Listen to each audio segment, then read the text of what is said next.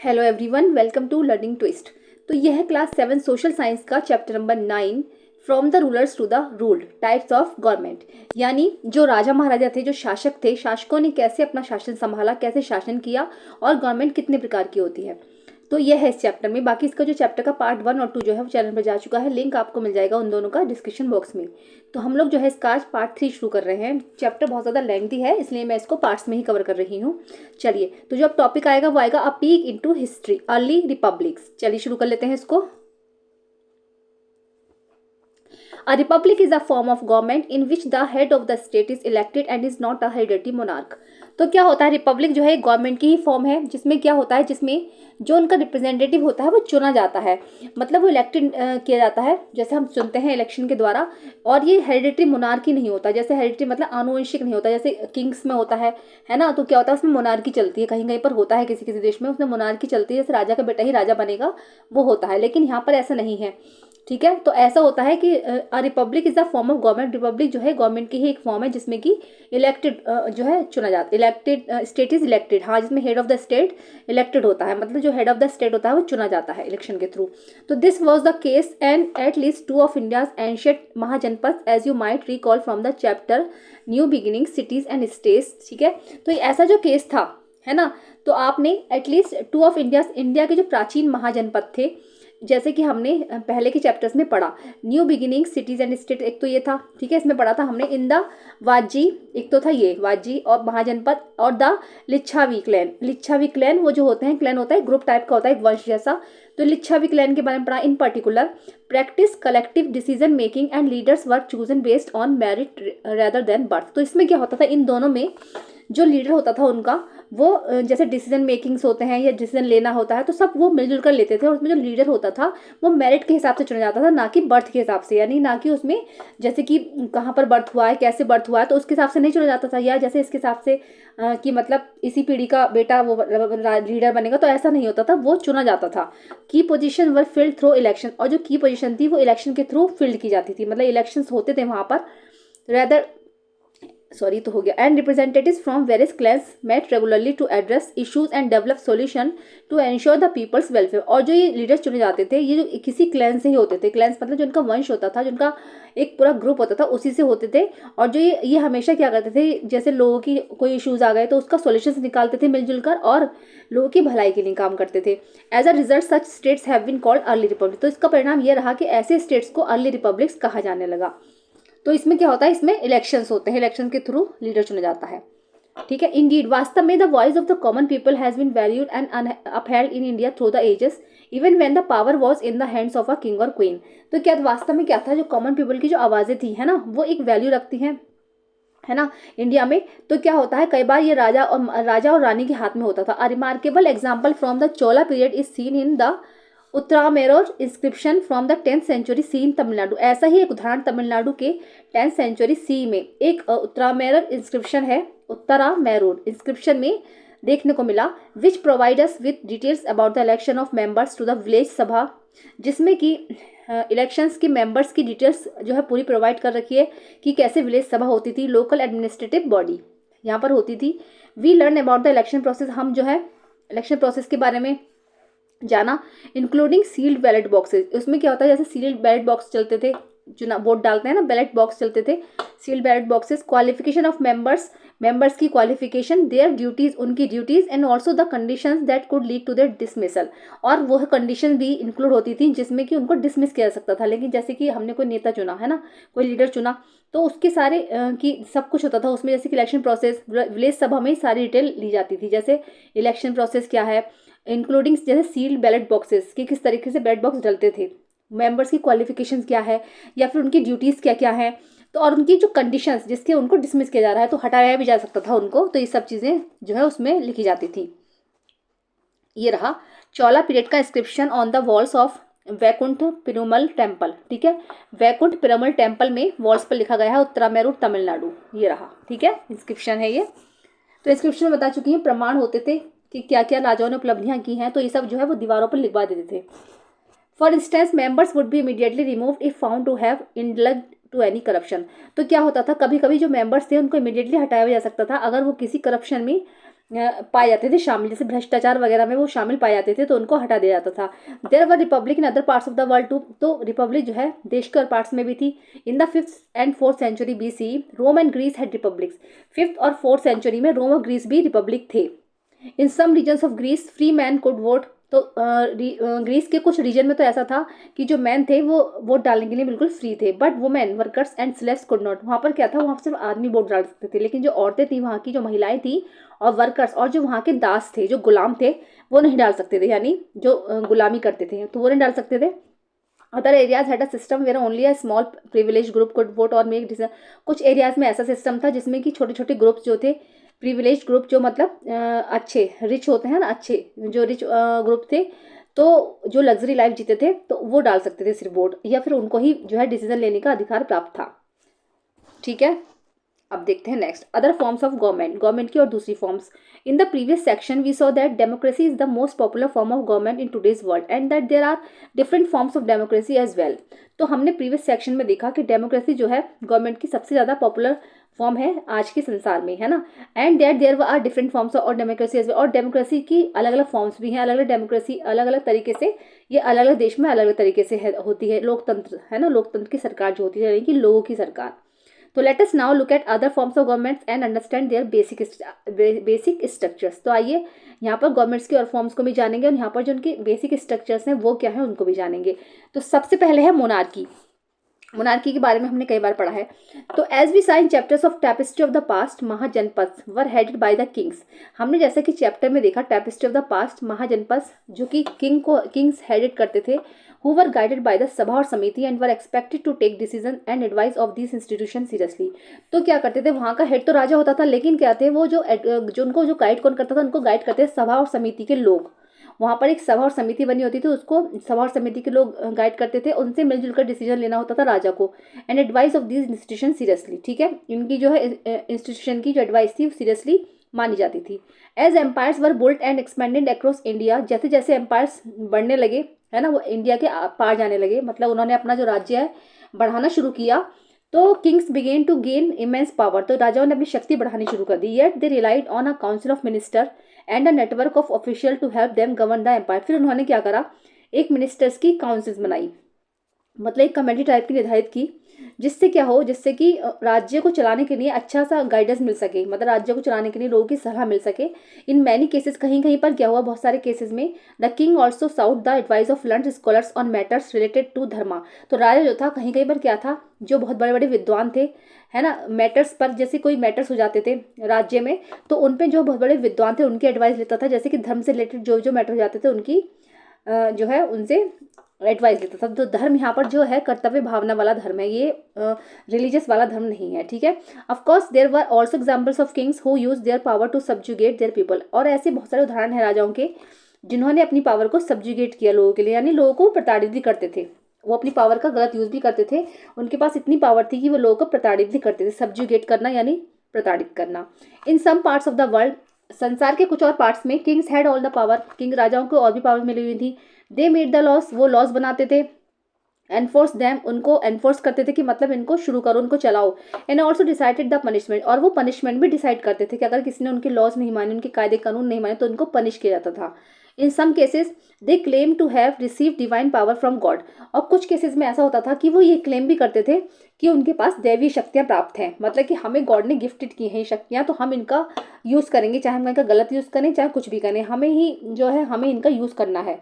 तो वो ये जो है जैसे हाँ इन सम केसेस दे क्लेम, हाँ तो वो ये क्लेम करते थे कि हमें जो देवी शक्तियाँ प्राप्त हैं। However in many parts of India the power of the raja was neither absolute not beyond questions. तो क्या है, फिर भी भारत के कई पार्ट्स में जो राजा की जो पावर थी ये इतना जो है ये एब्सोल्यूट क्वेश्चन नहीं है। The king was expected to make decisions while staying within the limits of rajdharma, this mean ruling according to dharma and ensuring the welfare of the all people. तो राजा जो था एक्सपेक्ट करता था कि जो डिसीजन ले वो, है ना, तो वो राजधर्म में की लिमिट में रहकर रहे, है ना, जो राजधर्म है उनका उसकी लिमिट में रहकर वो डिसीजन ले। इसका मतलब यह है कि वो जो रूल करेगा वहाँ पर राजा, तो धर्म के अनुसार करेगा, एंश्योरिंग, और जो लोगों की भलाई के लिए कार्य करेगा। तो धर्म यहाँ पर वही है, मैं बता रही हूँ, ठीक है, यानी कि जो कर्तव्य भावना वाला धर्म है, मतलब धर्म के हिसाब से चलेंगे हम, ठीक है, तो जो लोगों की भलाई के लिए काम करेंगे। तो this was an ideal that Kings did not necessarily achieve. तो ये एक आइडियल था जिसको जो राजा जो थे आवश्यक रूप से उसको अचीव नहीं कर पा रहे थे। मतलब कोई कोई कर लेता था, तो आवश्यक रूप से उसको अचीव नहीं कर पा रहे थे। ये उनका जो है एक अचीवमेंट था कि अगर धर्म के हिसाब से चलेंगे, धर्म के हिसाब से लोगों की भलाई करेंगे, तो इसमें वो शासन कर पा रहे थे। अब यह है, think about it, what might happen if the king considered himself to have divine powers. तो क्या होता अगर राजा जो है अपने आप को, जो उसके पास जो दैवीय शक्तियाँ थी उसके पास अगर उसे मिल जाती, how would he rule over the people, तो वो लोगों पर कैसे शासन करता। तो देखो इससे बहुत बुरा होता अगर कहा जाए तो, जैसे अगर किसी के पास इस तरीके की शक्तियाँ आ जाती हैं, दैवीय शक्तियाँ, तो घमंड आ जाएगा राजा के अंदर और लोगों को कुछ नहीं समझेगा, वो छोटे बड़ों का उसमें कुछ अंतर नहीं रह जाएगा, वो कुछ किसी को कुछ नहीं समझेगा, अपने आगे किसी को कुछ नहीं समझेगा वो, तो बहुत बुरा हाल हो जाता अगर दैवीय शक्तियाँ राजा को मिल जाती, ठीक है। चलिए आगे देखते हैं। बाकी ये पेंटिंग है 17वीं सेंचुरी की Rajput miniature painting depicting Bhishma lying on a bed of arrows, जिसमें भीष्म पितामह बाणों की शैया पर लेटे हैं, महाभारत में का सीन है ये। Teaching Yudhishthira while Krishna sits at the head, और जो युधिष्ठिर को शिक्षाएं दे रहे हैं, ठीक है, युधिष्ठिर को शिक्षाएं दे रहे हैं और कृष्णा जो है उनके सर के पास बैठे हैं, ठीक है, विटनेसिंग द मोमेंट, उस मोमेंट के वो गवाह बने हैं। बाकी कहानी यहाँ पर लिखी हुई है। इन the Shanti Parva of the Mahabharata when Bhishma the wise elder of the Kuru dynasty, Shanti Parva जब महाभारत का युद्ध हो गया, शांति पर्व महाभारत चल रहा था, तब भीष्म पितामह जो कि कुरु वंश के सबसे बड़े बूढ़े थे, मतलब सबसे बड़े बुजुर्ग थे, lies on a bed of arrows awaiting his death, वो जो है बाणों की शैया पर पड़े थे और अपनी वो मौत का इंतजार कर रहे थे। ही टीचर्स युधिष्ठिर, उन्होंने युधिष्ठिर को टीचर्स किया, मतलब शिक्षाएं दी। द एल्डेस्ट पांडवा, जो कि पांडवों के सबसे बड़े पुत्र थे युधिष्ठिर, ठीक है, at great length on good governance justice and the moral responsibility of raja, उन्होंने बताया भीष्म पितामह ने कि कैसे इतने बड़े पैमाने पर गुड गवर्नेंस किया जा सकता है, मतलब इतना अच्छा राज्य संभाला जा सकता है, कैसे न्याय करना चाहिए, and the moral responsibility of raja, और एक राजा की जो मूल अधिकार हैं, जो मूल जिम्मेदारियां हैं वो क्या क्या हैं। A raja is not just a ruler, एक राजा सिर्फ रूलर नहीं होता है। The welfare of his people is the highest priority, उसका जो है लोगों की भलाई करना ही उसकी सबसे ज़्यादा हाईएस्ट प्रायोरिटी है, मतलब सबसे ज़्यादा बड़ी प्राथमिकता है, सिर्फ उसे लोगों की भलाई पर ध्यान देना चाहिए। He must apply the law without bias to ensure fairness and equality, उसको जो अपने सारे रूल्स हैं और जो लॉज हैं वो फेयरनेस के साथ और इक्वलिटी के साथ निभाने चाहिए, मतलब असमानता ना फैले, लोगों के साथ समानता के साथ रहें वो, और जो है फेयरनेस के साथ निभाएं, जैसे किसी के साथ बुरा ना हो जाए। He must not get attach to power as it fosters ego and corruption, अगर वो अपनी शक्तियों को, ही नॉट गेट, हाँ, उसे अपनी शक्तियों को इस तरीके से प्रयोग नहीं करना चाहिए वरना उसके अंदर ईगो और करप्शन जन्म लेगा, मतलब अपनी शक्तियों का गलत यूज नहीं करना चाहिए, नहीं तो ईगो और करप्शन जो है जन्म देगा। He must seek guidance from wise advisers to ensure just and well informed decision, उसे जो है राजा को अपने गाइडेंस के लिए बहुत बड़े बड़े बुद्धिमान एडवाइजर्स की सलाह लेनी चाहिए, and ensure just and well informed decision, और जो अपने जो मतलब जो बड़े बुजुर्ग होते हैं अपने राज्य में कुछ ऐसा माहौल बनाए कि जो वाइज एडवाइजर्स हैं, जो बहुत ज़्यादा स्कॉलर्स होते हैं, बड़े बड़े विद्वान होते हैं, उनका सलाह ले, उनकी जो वेल इन्फॉर्म्ड डिसीजन है उनके हिसाब से चलें, मतलब उनसे ही निर्णय लेकर सारे काम करें। The raja must understand that his authority is temporary and bound by dharma, राजा को ये समझना चाहिए कि जो उसकी जो अथॉरिटी है ये टेम्पररी है, मतलब आज अगर वो राजा है तो ये टेम्पररी है ना, एंड बाउंड बाई धर्म, और वो धर्म से बंधा हुआ है। राजा को ये सोचना चाहिए कि उसे कभी भी हटाया जा सकता है, कभी भी गलत समय आ सकता है और वो हट सकता है, ठीक है। किंग चंद्रपादा, हाँ, king Chandraprada wanted to build a temple to his deity, अब ऐसी दूसरे राजा की कहानी है। तो राजा चंद्रप्रदा वो राजा चंद्र अपने देवता का किसी का वो मंदिर बनाना चाहते थे, बट द हट of a stubborn cobbler stood in the way, लेकिन क्या था जब वो मंदिर बनवाना चाह रहे थे तो एक कॉबलर की, एक मोची की जो हट थी वो उनके रास्ते में आ रही थी। When the builders complain to the king that he did not even allow them to take measurements, तब जब वहाँ के बिल्डर्स ने राजा के पास कंप्लेन किया कि हम उस हट को हटाने के लिए गए, हम उस मंदिर बनाने के लिए गए तो वो हट आ रही है रास्ते में, ठीक है, तो हम उसका मेजरमेंट लेने गए। The king blame them for not asking the cobbler's permission first, तो हम ये नहीं कर पाए, that he did not even allow, तो उन्होंने अलाउ नहीं किया कि आप यहाँ पर मेजरमेंट नहीं ले सकते हो। Them to take the king blame them for not asking the cobbler's permission first. तो राजा ने उनको ब्लेम किया कि आप लोगों को पहले कॉबलर की परमिशन लेनी चाहिए थी, यानी मोची की परमिशन लेनी चाहिए थी। The king receive the cobbler. अब राजा ने कॉबलर को बुलाया। Who explain that his humble hut was like a mother to him and as precious to him as the palace was to the king. तो उन्होंने राजा को एक्सप्लेन किया, राजा को समझाया कि उनकी हट उनके लिए इतनी ही प्रीशियस है जैसे कि आपको राजा का महल, मतलब राजा को महल पसंद होता है, ऐसी हमें अपनी हट पसंद है। The misery people feel when their homes are forcibly taken away can be described only by a god who has fallen from his celestial car or by a king who has lost his kingdom. Misery people ने उनको समझाया कि हमें ऐसा feel हो रहा है कि अगर हमारी हट हटाई गई तो हमें ऐसा लग रहा है जैसे कि आप समझ लीजिए जैसे कि किसी गॉड को उसके सेलेस्टियल कार, उसके सेलेस्टियल रथ से गिरा दिया जाए, है ना, या फिर राजा को उसके राज्य से बाहर निकाल दिया जाए, तो हमें ऐसा फील हो रहा है। Nevertheless the cobbler expressed his readiness to let go of his hut if only the king would come and respectfully ask for his permission। ये नेवरथलेस कोई बात नहीं है, ये तभी हट सकती है हट अगर राजा हमारे पास रेस्पेक्टफुली आए, इज्जत के साथ आते, सम्मानपूर्वक आते और हमसे परमिशन लेते। Which the king did giving him adequate money as compensation. उसके बाद राजा ने ऐसा ही किया और उनको जो है एडुकेट मनी कंपेंसेशन के हिसाब से दिया, मतलब हट हटाने के लिए उनको कंपेंसेशन दिया। For those who desire happiness there should be no false pride concludes the text while the cobbler praised the king's commitment to dharma even towards a lowly subject। तो इस टेक्स्ट के लास्ट में जो line लिखी गई है उसको पढ़िए, है ना, जैसे कि for those who desire happiness, उन लोगों के लिए हैं जो सुख की इच्छा रखते हैं। डिजायर मीन्स होता है इच्छा, हैप्पीनेस मीन्स खुशी, जो खुशी की इच्छा रखते हैं तो उनको क्या है, उनको कोई भी झूठा घमंड नहीं होना चाहिए। कंक्लूड्स द टेक्स्ट, हाँ ये पढ़ ली हम लाइन, तो ये लाइन है, क्या लाइन है कि वो लोग जो सुख की इच्छा रखते हैं उनको घमंड नहीं होना चाहिए झूठ का, ठीक है। तो even towards a lolly subject, तो क्या है ये from the Raj Tarangini by the Kashmiri scholar Kalhana. Kashmiri scholar Kalhana ने लिखी है ये चीज़, फ्रॉम द राज तरंगिनी से लिखी गई है, ठीक है, 12th सेंचुरी सी की है ये। चलिए नेक्स्ट है monarchies today. A monarchy is the type of government that is ruled bye a monarch. Monarchy जो है गवर्नमेंट का ही टाइप है, गवर्नमेंट ही होती है एक तरीके की जो कि जिसमें कि मोनार्की का शासन होता है। Kings and queens are called monarch. राजा और रानी को मोनार्क कहा जाता है। Who exercise their sovereign power, जो कि अपनी शक्तियों का इस्तेमाल करते हैं। Monarchies are usually hereditary. Monarchy जो है हमेशा हेरिडेटरी होती है, यानी आनुवंशिक होती है। Typically the eldest son of the ruling monarchy becomes the next king.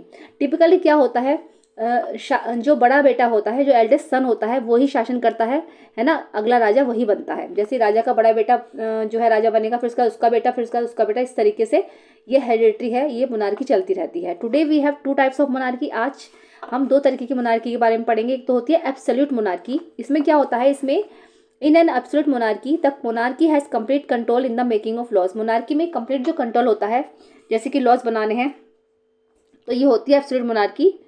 ensuring that they are followed and adjudicating when they are not।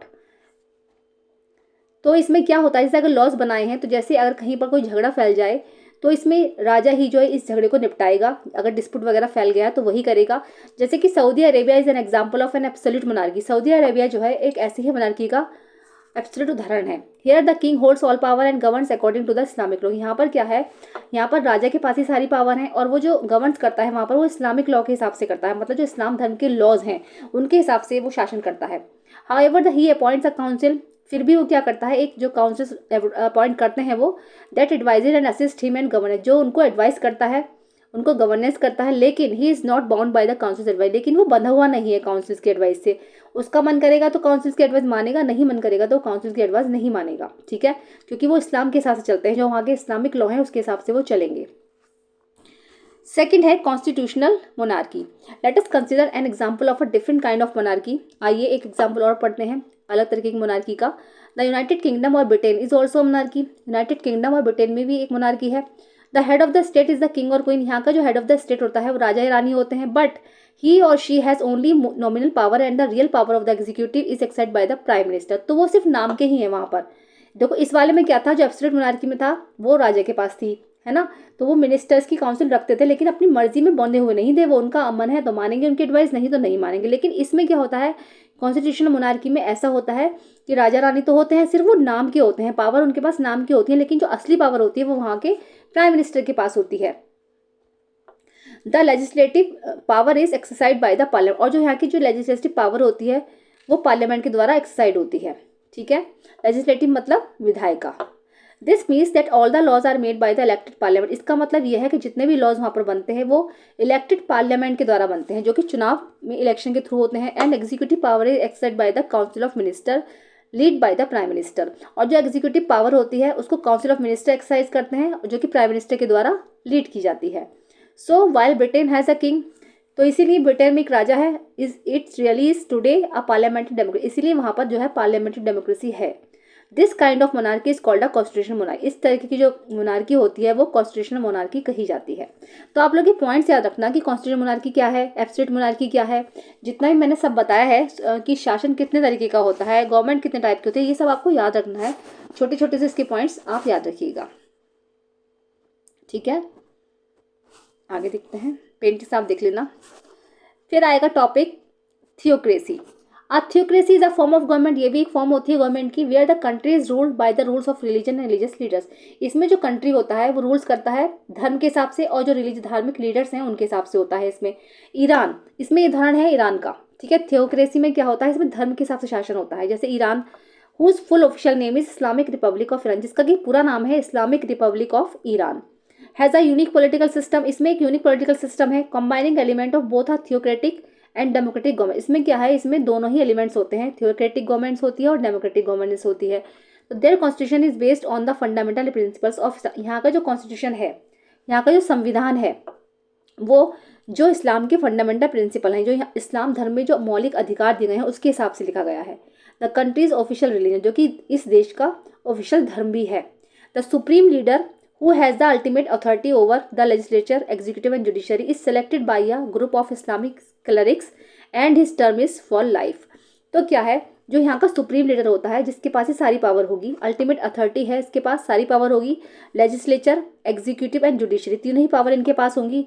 तो इनको क्या है, इनको चुना जाता है। इनको कौन चुनता है, इनको चुनते हैं इस्लाम धर्म के जो मौलवी वगैरह होते हैं ना, इस्लामिक क्लरिक्स, वो चुनेंगे इनको। And his term his for life, और उनका जो लाइफ टाइम, जो उनका जो कार्यकाल है वो लाइफ टाइम रहता है।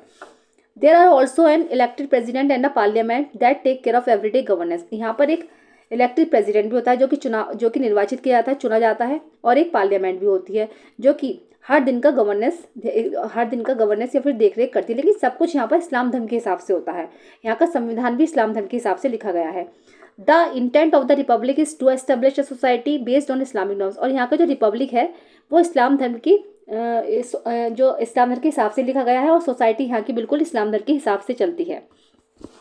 Other theocracies currently in existence include Afghanistan and Vatican City, और जो दूसरी जगह और भी कई जगह ये थियोक्रेसीज चलती हैं करंटली में, जैसे कि अफगानिस्तान और वेटिकन सिटी, वहाँ पर भी धर्म के हिसाब से ही जो है सरकार चलती है, ठीक है। चलिए नेक्स्ट टॉपिक आएगा अब डिक्टेटरशिप। डिक्टेटरशिप का मतलब है किसी एक के हाथ में पावर, ठीक है। तो आपने हिटलर का नाम सुना होगा, ऐसे ही इसमें दिखाया गया है किसी एक के हाथ में इसमें पावर होती है। तो डिक्टेटरशिप के बारे में हम जो है नेक्स्ट वीडियो में कवर करेंगे। चलिए मिलते हैं नेक्स्ट वीडियो में। वीडियो कैसी लगी है ज़रूर बताइए, पसंद आई है तो उसको लाइक करिए, चैनल में फर्स्ट टाइम विजिट कर रहे हैं तो प्लीज़ सब्सक्राइब करिए, साथ में बेल आइकन भी प्रेस करिए ताकि मेरी आने वाली वीडियो का नोटिफिकेशन आपको टाइम टू टाइम मिलता रहे। चलिए मिलते हैं नेक्स्ट वीडियो में। Thank you so much.